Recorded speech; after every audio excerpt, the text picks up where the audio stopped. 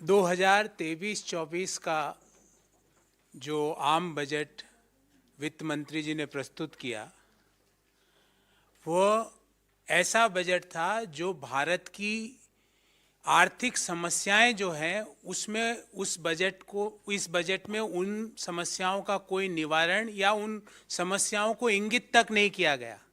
आप सब लोगों को जान के ताज्जुब होगा कि पूरे बजट में बेरोजगारी, गरीबी, आर्थिक असमानता शब्द का प्रयोग तक नहीं किया गया। पुअर, गरीब का शब्द का प्रयोग भी मात्र 2 दफा पूरे बजट भाषण में वित्त मंत्री जी ने किया। इससे ये समझ में आ जाता है कि ये आम बजट किसके लिए बनाया गया था और इसका फोकस कौन था। सबसे पहले हम कुछ नंबर्स की बात करेंगे। 2021-22 में देश की जीडीपी 232,14,703 करोड़ वित्त मंत्री जी ने बताई थी और ये भी बताया कि नॉमिनल ग्रोथ 11.1% रहने की उम्मीद है। उसके अनुसार 22-23 की जीडीपी 258 लाख करोड़ रुपया होनी चाहिए थी, पर 2021-22 की जीडीपी को फिर रिवाइज किया गया। जो पहले 232.14 लाख करोड़ बताई गई, उसको 236.64 लाख करोड़ रुपया उसको रिवाइज किया गया। आज के बजट भाषण में जो मौजूदा वित्तीय वर्ष है 2022-23, इसकी जीडीपी 273 लाख करोड़ बताई। अर्थात अगर हम इसका विश्लेषण करें तो नॉमिनल जीडीपी में ग्रोथ होता है 15.4%। नॉमिनल जीडीपी में अगर 15.4% की ग्रोथ है तो रियल जीडीपी कम से कम डबल डिजिट में होनी चाहिए। वित्त मंत्री जी और आर्थिक सर्वेक्षण में इसको 7% पर बताया गया। क्या सरकार बताएगी कि ये 7% ही क्यों है? क्योंकि जो आपके बजट के जो नॉमिनल जीडीपी के नंबर्स हैं वो तो कुछ और ही व्याख्या कर रहे हैं। दूसरी बात, जो सरकार का जो कैपिटल एक्सपेंडिचर है वो जो एस्टिमेट किया था मौजूदा वित्तीय वर्ष में 10,67,889 करोड़, 10.678889 करोड़, जबकि रिवाइज एस्टिमेट में वो 10,53,862 करोड़ हुआ। मतलब जो पूंजीगत खर्चा सरकार करना चाहती थी वो भी पूरा नहीं कर पाई। अब सवाल ये उठता है कि जब प्राइवेट इन्वेस्टमेंट गिर रहा है, एक्सपोर्ट्स गिर रहे हैं, प्राइवेट कंजम्पशन मोर और लेस स्थिर बना हुआ है, जो कैपिटल एक्सपेंडिचर है, पूंजीगत खर्चा है, वो गिर रहा है, तो ये 7% जीडीपी अचीव हुई तो हुई कैसे? इसका कोई व्याख्या इस बजट में नहीं दी गई।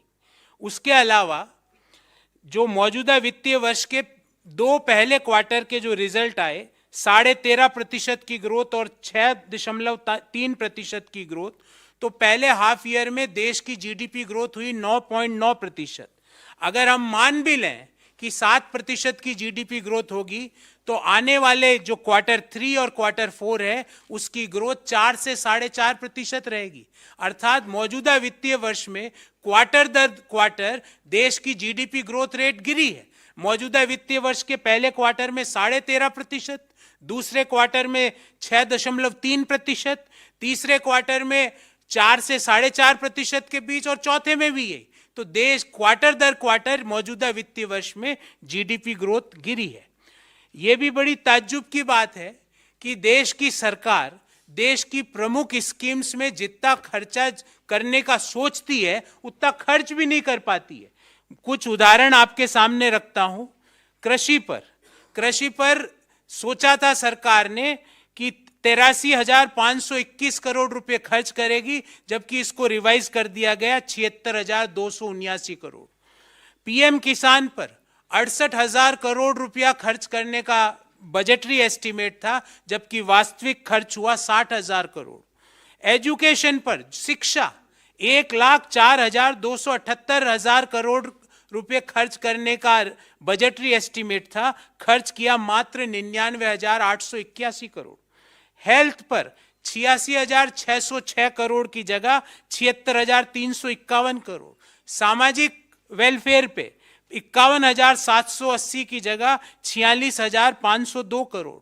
शहरी विकास पर 76,549 करोड़ की जगह 74,546 करोड़।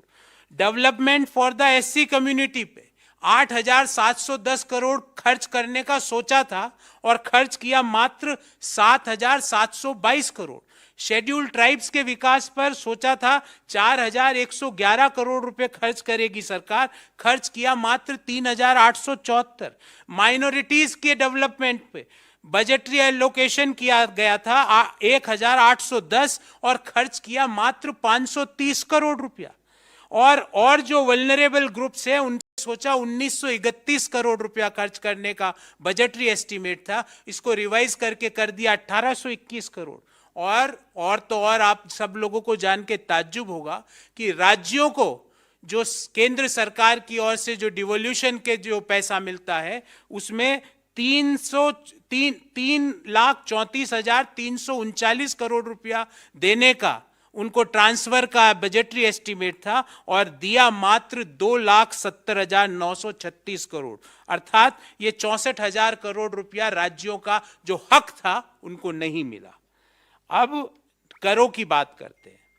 कोई मेजर करों में कटौती नहीं की गई, सिवाय जो न्यू टैक्स रिजीम में जो लोग ऑप्ट करते हैं उनमें छोटा सा मार्जिनल फेरबदल किया गया। जो इनडायरेक्ट टैक्सेज है उसमें कोई कटौती नहीं की गई। जो पेट्रोल है, डीजल है, सीमेंट है, फर्टिलाइजर्स हैं, इनके दाम यथावत बने हुए हैं। जो जीएसटी की इरेशनल दरें हैं उसमें कोई रैशनलिटी नहीं लाई गई। और जो केंद्र सरकार बहुत सारे सेसेस इकट्ठे करती है, और ध्यान रहे सेस का पैसा राज्यों को नहीं मिलता है, वो सीधा केंद्र सरकार के पास जाता है। उन सेसेस में भी सरचार्जेस में भी किसी तरह की कोई कटौती नहीं की गई। तो सवाल ये उठता है कि ये बजट से किसका फायदा हुआ। एक बात तो सत्य है कि इससे गरीब लोगों का कोई फायदा नहीं हुआ। जो युवा पीढ़ी है जो रोजगार की तलाश कर रही है उनका भी कोई फायदा नहीं हुआ। जो लोगों को नौकरी से निकाला गया है पिछले 2 साल 1 साल में उनको भी कुछ नहीं मिला। जो टैक्स पेयर्स है जो कि समय पर कर देते हैं उनको भी कोई बड़ा रिलीफ नहीं मिला। जो माताएं बहनें गृहिणियां हैं उनको भी किसी तरह का फायदा नहीं हुआ। और वह हर एक व्यक्ति जो भारत के बारे में सोचता है उनको भी आज के बजट से सिर्फ और सिर्फ निराशा और हताशा हाथ में लगी। ये बजट मुख्य रूप से उन लोगों के लिए इंगित किया गया था जिनके पास देश की अधिकांश वेल्थ है। और जो रिपोर्टें आई है ऑक्सफैम की रिपोर्ट या और जो इनइक्वालिटी रिपोर्ट है, आपको पता होगा कि 1% भारतीयों के पास देश की कितनी कुल संपत्ति है। हाँ, एक चीज बड़ी स्पष्टता से इस बजट में बाहर निकल के आई कि ये बजट अहमदाबाद की गिफ्ट सिटी को जरूर फोकस करना चाहता है और उसको एक मेजर बिजनेस हब के रूप में डेवलप करना चाहता है, फाइनेंशियल सेंटर के रूप में डेवलप करना चाहता है, वाणिज्यिक सेंटर के रूप में डेवलप करना चाहता है। हाँ, जो नए टैक्स रिजीम में जो करदाता कर देते हैं उनको कुछ फायदा मिला, पर ये करके सरकार ये कहना चाह रही है कि जो लोग पुराने कर टैक्स रिजीम में के तहत टैक्स दे रहे हैं क्योंकि वो वहां पे उनको एग्जम्पशन का फायदा मिलता है, तो सरकार इनडायरेक्टली ये कहना चाहती है कि आप एग्जम्पशंस में इन्वेस्टमेंट मत करो, अपने आने वाले समय के लिए पैसा न मत लगाओ। आर्थिक सर्वे ने साथियों बहुत सी देश के सामने आने वाली चुनौतियों के बारे में बताया था। हमें उम्मीद थी कि वित्त मंत्री उन चुनौतियों का किस तरह सामना करेंगे उसके बारे में विस्तार से अपने बजट भाषण में उल्लेख करेंगे। मैं 3 मुद्दे आपके सामने रखना चाहता हूं। पहला, जो 2023 का वर्ष है इसमें दुनिया की ग्रोथ और दुनिया की ट्रेड स्लो डाउन होगी, उसका भारतीय अर्थव्यवस्था पर क्या फर्क पड़ेगा, क्या इम्पैक्ट पड़ेगा, वित्त मंत्री जी इसके बारे में बिल्कुल खामोश थी। दूसरा, दुनिया की बड़ी अर्थव्यवस्थाएं रिसेशन में जाएगी, उसके कारण देश की अर्थव्यवस्था पर क्या फर्क पड़ेगा, इसके बारे में इस बजट में किसी भी तरह का उल्लेख नहीं किया गया। और लास्ट, जो जो वैश्विक सिक्योरिटी सिचुएशन है उसके बाद जो और आगे आने वाले समय में और ज़्यादा डेट्रियोट करेगी, उसके बारे में भी इस बजट में किसी तरह का उल्लेख नहीं है। हमारा सवाल है कि जो चुनौतियां देश के सामने हैं, अगर ये सही साबित हो जाती है तो इन चुनौतियों से निपटने की सरकार की क्या तैयारी है, सरकार इनका किस तरह सामना करेगी? क्या फिर से इन चुनौतियों के पीछे छुप के हमारे को कहेगी कि भाई बेरोजगारी इसलिए है क्योंकि ये वैश्विक चुनौतियां हमारे सामने, और जो देश के लोग भारी बेरोजगारी और भयंकर महंगाई से त्रस्त है, उससे निदान दिलाने के लिए सरकार की क्या रणनीति है, क्या नीति है, वो भी हम सवाल करना चाहते हैं। ये सारे सवाल ना तो कल जो आर्थिक सर्वे प्रस्तुत हुआ उसमें इन सवालों का उत्तर दिया गया, ना वित्त मंत्री के आज के बजट भाषण में इनका उत्तर दिया गया। तो हम यही कहेंगे कि देश के अधिकांश लोगों के लिए ये बजट उनकी आकांक्षाओं, इच्छाओं और उनकी उम्मीदों पर बिल्कुल भी खरा नहीं उतरा है।